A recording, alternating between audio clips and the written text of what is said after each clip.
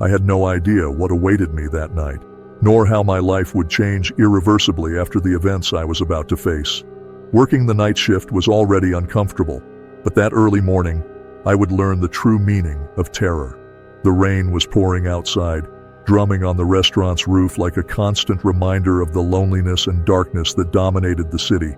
The streetlights flickered intermittently, casting dancing shadows on the glass walls. Inside, the fluorescent lighting contrasted with the somber weather outside, but the atmosphere was no less cold because of it. I was finishing up organizing the orders when the front door opened, and the sound of the bell echoed through the empty restaurant. A tall, burly man walked in, unshaven and with a heavy expression.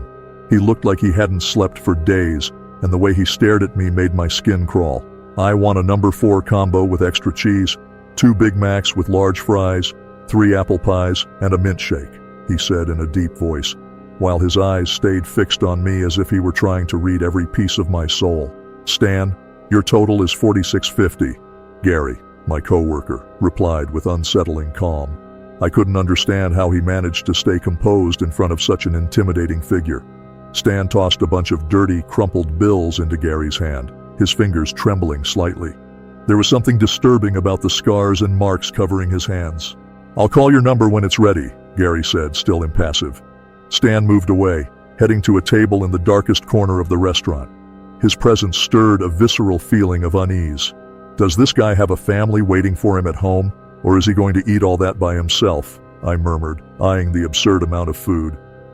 Gary smirked slightly as he filled the fries box. "Blair, do you really think a man like that has a wife and kids? Stan's one of our regulars. If you keep working the night shift, you'll see him often." I grimaced while preparing the mint shake. "Great, lucky me." Gary chuckled softly, but there was an unexpected seriousness in his tone. "It could be much worse. Honestly, Stan is the least of your problems." I frowned. "The least of my problems?" Gary looked at me with a grim expression, his laughter disappearing as quickly as it came. "Just wait and see." We finished the order in silence. When the trays were ready, Gary called the customer. "Stan, your order's ready." He moved with surprising speed for someone of his size, grabbing the trays from our hands and heading to his table. I watched, bewildered, as he devoured the food in such a grotesque manner. His teeth crushed the food with such force that the chewing sounds competed with the background music. It was a disturbing sight. "Does he always eat like that?" I asked, unable to tear my eyes away from the bizarre scene. "That's normal for him," Gary replied. "At least tonight he's not talking to the fries." I tried to laugh, but it came out miserably. The discomfort was palpable. Something about Stan and his presence unsettled me in a way I couldn't explain. Before I could respond, the shrill ring of a cell phone echoed through the restaurant. Stan looked directly at Gary, his expression turning fierce for a brief moment before he refocused on his food. Gary, visibly uncomfortable, pulled the phone from his pocket and answered quickly.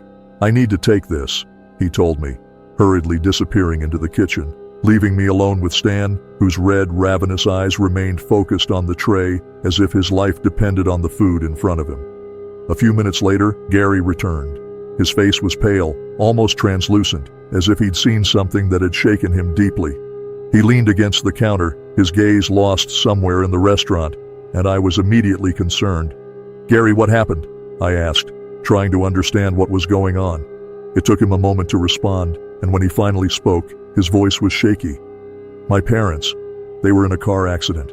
My mom's in critical condition." His words hung in the air, heavy with overwhelming sadness. My stomach knotted, and for a moment, the world seemed to freeze around me. "Gary, I'm so sorry. Do you want me to call someone? I can close the restaurant for you." He seemed utterly lost. His eyes were glazed, fixed on the void, as he struggled to hold back tears. Then, finally, he shook his head and spoke, though his voice didn't reflect his decision. "No, I'll be fine." I stepped closer, placing a hand on his shoulder, trying to comfort him. "Gary, go be with your family. I can handle this on my own. Don't worry." He looked at me for a few seconds, as if deciding what to do. Then, against his better judgment, he pulled a silver key from his pocket and placed it in my hand. "This is the key to the restaurant. In Dave's office, there's a list of rules you need to follow. And Blair..." He paused, looking at me with an intensity I hadn't seen before. No matter how ridiculous the rules seem, follow them. To the letter. I'm not joking. Before I could respond, he rushed out the front door, letting it slam behind him. I stood there holding the key, processing what had just happened. Gary's words echoed in my mind. Follow the rules. Intrigued and suspicious, I decided to head to Dave's office. I pushed open the heavy door and nearly tripped upon seeing a life-size portrait of Dave himself, smiling in an exaggerated, unsettling way. Really, Dave? A poster of yourself? I muttered, rolling my eyes. I approached the bulletin board, where a yellowed sheet was pinned with rusty tacks. It was the list of rules. I began reading each line carefully, and with each new rule, my discomfort only grew. Night shift rules. You have a 7-minute grace period for being late. No exceptions. If a hooded figure knocks on the drive-through window, don't answer. Stay out of its direct line of sight, and it will go away. If Stan says he forgot the pickles, offer him a free chocolate shake. If he refuses, lock yourself in the office and call Dave. No outside food or drinks allowed. If a substance that looks like blood starts leaking from under the grill, clean it until it stops. No, it's not blood. An old woman in a shawl will enter at exactly 1:10 a.m. Don't look at her for too long. She'll only leave if you ask where Tony is. If a child appears saying they lost their mother, ignore them. They don't have good intentions. You must follow the employee dress code. Speak to management if you have any questions. If you feel an undeniable sense of being watched and are alone, lock yourself in the office and wait until it passes. The restaurant closes at 2 a.m. Before you clock out, put 2 packs of raw burgers on the grill. Always leave the restaurant by 2:37 a.m. The Hamburglar doesn't like company. Failure to follow the rules will result in immediate termination. Don't hesitate to call Dave if you have any questions. I stared at the list, unable to process what I was reading. Each rule seemed more bizarre than the last. Dave's number was scribbled at the bottom of the page, like a direct line to sanity. This has to be a joke, I thought, but something in Gary's tone told me there was more to it. I returned to the counter, still trying to absorb those strange rules, when I saw Stan get up from his table and walk toward me. You forgot the pickles, he said coldly. My heart raced. I knew the sandwich was right. I made it myself. I'm sure your order was correct, I started to say, but then the third rule came to mind. Gary's words, follow the rules, echoed like a premonition. I looked at Stan, and he seemed more threatening than before. His small bloodshot eyes and the predatory smile on the corners of his mouth made me step back. Sorry for the inconvenience, I said, forcing a smile. I can offer you a free chocolate shake. Stan leaned further over the counter, his heavy, foul breath invading the space between us. He seemed to savor the moment, stretching out the silence. I don't want a shake, he said, his voice gravelly. I want a refund. I stared at him, incredulous. He had eaten everything, down to the last crumb. Stan, you've already eaten it all. I can't give you a refund now, I said cautiously, choosing my words carefully. The smile disappeared from his face. He leaned even further over the counter, and his size seemed to grow before my eyes. Then I'll take it from you, he growled, his voice filled with malice. The air around us felt heavy, almost as if the restaurant itself was holding its breath along with me. My body reacted before my mind processed it. I ran to the back, hearing Stan's heavy footsteps reverberating behind me. He was coming. When I reached the office door, it felt heavier than before, and for a brief moment, I thought I wouldn't be able to open it.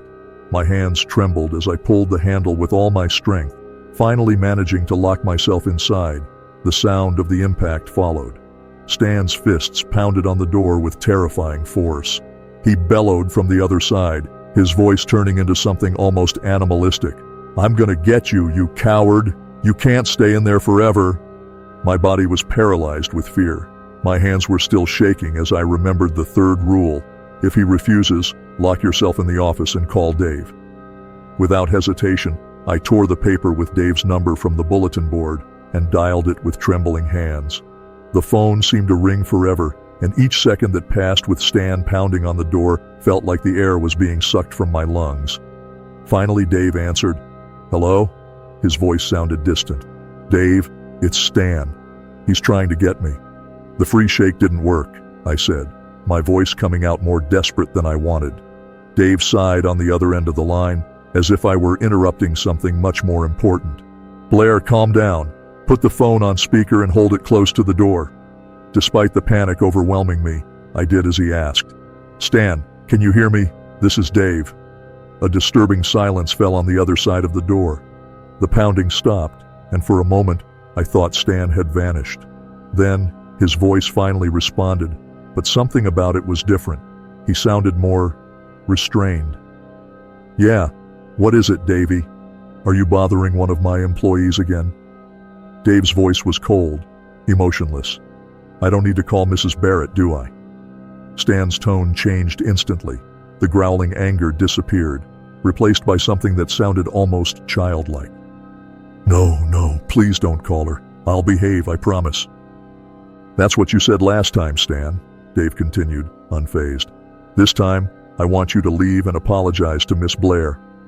Sorry, Blair, Stan muttered, his voice now sounding weak, defeated.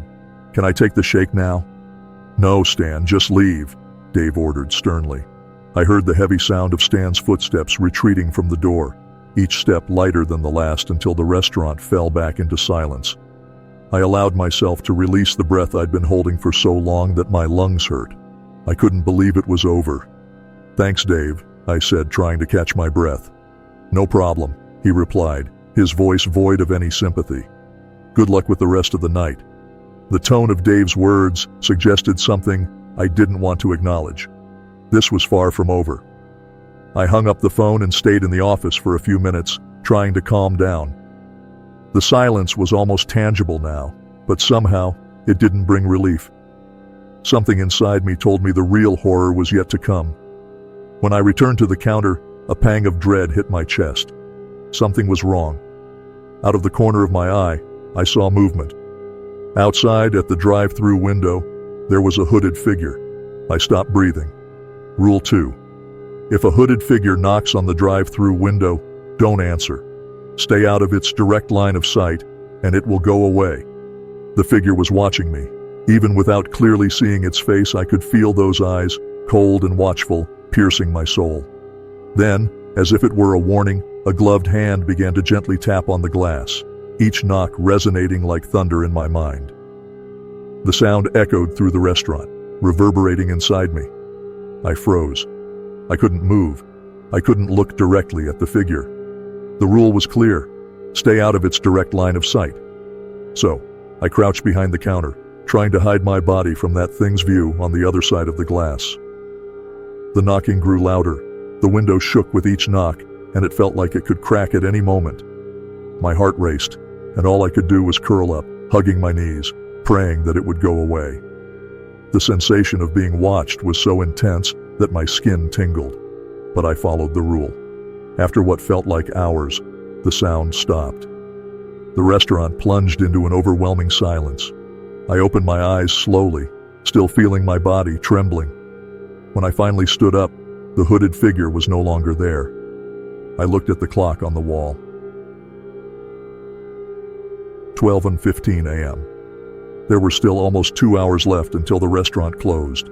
The dread inside me grew, as if the night was stretching into infinity, dragging time into a place I wasn't supposed to be. I decided to try to distract myself by doing as much work as I could. I swept the kitchen area, tidied up the tables, but the feeling of being watched never completely disappeared. Every small noise made my muscles tense, as if my body knew something else was about to happen. When the clock struck 1:10 a.m., the front door opened with a long, unsettling creak. My body stiffened. A hunched figure, covered in a faded brown shawl, entered the restaurant. The old woman moved slowly, her shuffling steps echoing on the tile floor. She walked straight to the counter, but didn't say a word. The air around her felt colder, as if she had brought with her a piece of a colder, darker place. My mind raced. Rule 6. An old woman in a shawl will enter at exactly 1:10 a.m. Don't look at her for too long. She'll only leave if you ask where Tony is. My lips trembled as I tried to form the words. Each passing second felt like my mind was being consumed by her presence. There was something deeply wrong with this woman. Finally, I managed to mutter, "Where's Tony?" The moment the words left my mouth, the old woman stopped walking. and in the blink of an eye, she vanished. There was no sound, no movement, she simply disappeared. The relief that washed over me was so intense, it almost made me faint. I clung to the edge of the counter, trying to steady my trembling body. This is real, I thought. These rules were real. And I was in the middle of something far bigger than a simple fast food restaurant. But the night was far from over. My thoughts were in shambles as I tried to process what had just happened. The old woman had vanished like a ghost, evaporating before my eyes as if she had never been there. But I knew she had. I felt her chilling presence, her shuffling steps, and the cold she had brought still lingered in the air. I looked at the clock, 1:15 a.m. There was still almost an hour before the restaurant closed, but each minute now felt like an eternity. I walked to the back of the restaurant, searching for some semblance of logic in this insane situation. How could any of this be real? Strange rules, disturbing customers, hooded figures, and now a ghostly old woman. Part of me wanted to run, to leave the restaurant behind and never return. But then I remembered Gary, the key to the restaurant in my hand, the responsibility he had left on my shoulders, and of course, the $27 an hour deal I made with Dave earlier. I took a deep breath, trying to regain some composure. I have to keep going, I thought, forcing myself to believe I could survive until 2:37, when the last rule on the list said I should leave the restaurant. The sound of the rain outside seemed to intensify, the drops hitting the window like impatient fingers. With each passing second, something inside me twisted, a nagging feeling that I was still being watched. I finished tidying up the kitchen and walked back to the main counter. The restaurant was empty now, except for the ambient sound echoing in the air, mixed with the soft hiss of oil frying on the grill. My heart was still racing, as if expecting the next blow, the next supernatural event that would push me to the brink of collapse. And then I heard it. At first it was a soft sound, almost imperceptible, but it slowly became clearer. It was crying, high-pitched, childlike, a child. My blood ran cold. Rule 7 began echoing in my mind. If a child appears saying they've lost their mother, ignore them. They don't have good intentions. I swallowed hard. The sound of the crying grew louder, becoming almost desperate, and then the restaurant door slowly opened. A cold breeze blew in, along with a small, trembling figure. It was a little boy, no older than 6 or 7. His face was wet with tears, his eyes red and wide. He was wearing thin pajamas, soaked from the rain, and he was shivering from the cold. He slowly approached the counter, sobbing, "Ma'am, have you seen my mom?" My heart sank in my chest. He looked so vulnerable, so real. I wanted to believe that the boy was just a lost child, scared of being alone in the middle of the night. But the words from the list echoed again. He doesn't have good intentions. I was frozen. I knew I couldn't respond. I knew I wasn't supposed to help him. But he was there, crying, just a few feet away from me. The urge to help was almost unbearable. "Ma'am, please." His voice cracked, and he started sobbing harder, rubbing his fists against his eyes. "I don't know where she is. I need my mom." My mouth opened to say something, but I quickly closed my lips. I looked away from the boy and tried to focus on anything else. My mind screamed at me to follow the rule. I knew what was at stake. Something sinister was behind that innocent cry. I remembered Gary's warning, the serious tone in which he told me about the rules. The boy's crying grew louder, almost desperate. "Please, ma'am, please. She left. I need to find her." The desperation in his voice was heartbreaking, but I didn't give in. I tried to focus on something else. I stared at the fluorescent lights, tried to concentrate on the sound of the fryer, anything to distract me from that unsettling cry, but he wouldn't stop. The anguish of that child was unbearable, and the sound was beginning to cut through my mind like a sharp blade. I'm scared," he whispered, now in an almost inaudible tone. Then everything went silent. I slowly looked at the boy. He was still there, standing in the middle of the room, but something was different. He wasn't crying anymore. He was completely still, his arms hanging at his sides. His head was tilted down, and his wet hair covered his eyes. The silence was so absolute it felt heavy in the air. My instincts screamed that something was terribly wrong. The air around him seemed to distort, as if an invisible presence was forming there. The boy slowly raised his head, and that's when I saw it. His eyes were no longer human. They were two black holes, lifeless, deep and hollow, as if all the light in the world had been sucked into them.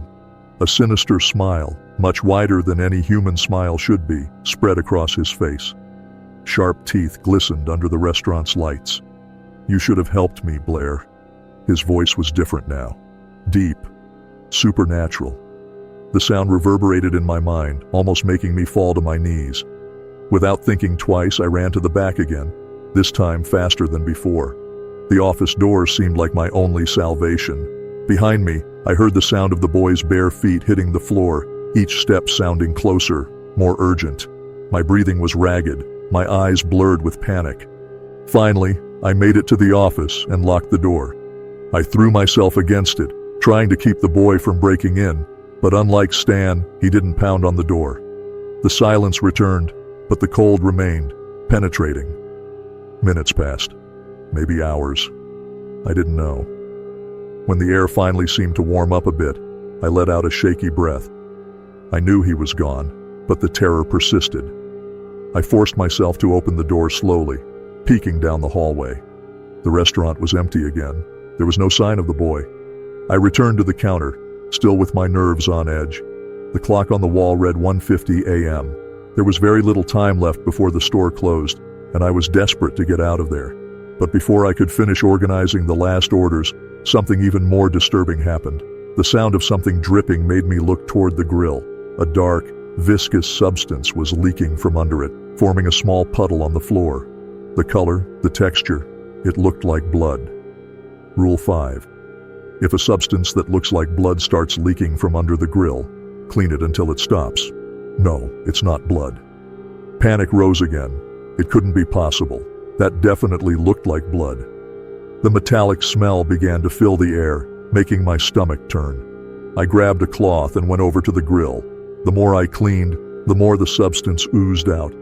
It was like it was being produced from some hidden place, an invisible source pouring out that sinister liquid.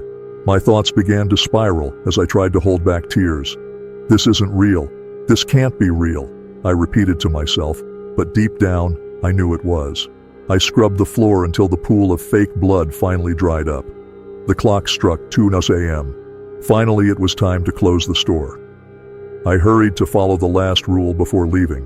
I placed 2 packs of raw burgers on the grill, as the list instructed. But the weight of the final rule still loomed over me. Rule 11. Always leave the restaurant by 2:37 a.m. The Hamburglar doesn't like company. I remembered the stories I'd heard from former employees. Some jokes about the Hamburglar, the cartoonish promotional character, were never taken seriously. But in that moment, after everything I had gone through, I knew it was something far worse than an old joke. There was a dark truth behind that warning. I looked at the clock again. It was 2:10 a.m. I needed to get out of there quickly. I went to the locker room to grab my things, and as I zipped up my backpack, I heard a muffled sound, something between a laugh and a growl. I swallowed hard. I looked around, my heart racing. Out of the corner of my eye, I saw a shadow move. Something big, with a distorted shape, was quickly passing by the windows. My breath quickened, and I knew I couldn't stay there. The Hamburglar was watching me. I did what any sensible person would do. I ran for the exit. Time seemed to drag as my footsteps echoed through the empty restaurant. The clock on my wrist read 2:25 a.m. I needed to get out, and fast. I rushed to the front door, unlocked it with trembling hands, and when I closed it behind me, I felt the cool night air wrap around me like a relieving embrace. The rain had lessened, and the cold wind brushed against my face. I was free. But as I walked to my car, I felt something strange in the air. Something that didn't belong there. A heavy feeling, as if I was still being watched. I didn't look back.